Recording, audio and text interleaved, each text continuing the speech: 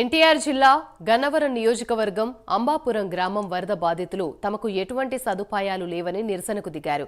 సింగనగర్ నుంచి వరద బాధితుల సహాయం కోసం వస్తున్న ఆహారము, పాలు, మంచినీళ్లు తమకు అందట్లేదని, కార్పొరేషన్లో ఉన్న ప్రజలకు అన్ని అందుతున్నాయని తెలిపారు.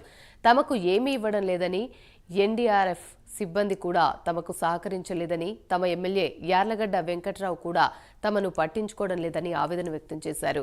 చిన్నపిల్లలు, వృద్ధులను తక్షణమే పునరావాస కేంద్రాలకు తరలించాలని కోరారు.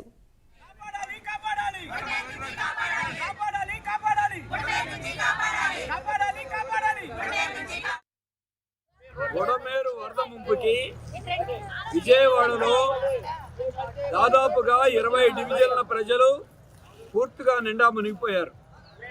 ఈ ప్రాంతంలో లక్షలాది రూపాయలు అప్పులు చేసుకుని ఇళ్ల స్థలాలు కొనుక్కుని ఇళ్లు కట్టుకుంటే సహాయం చేయాల్సిన ప్రభుత్వాలు కనీసం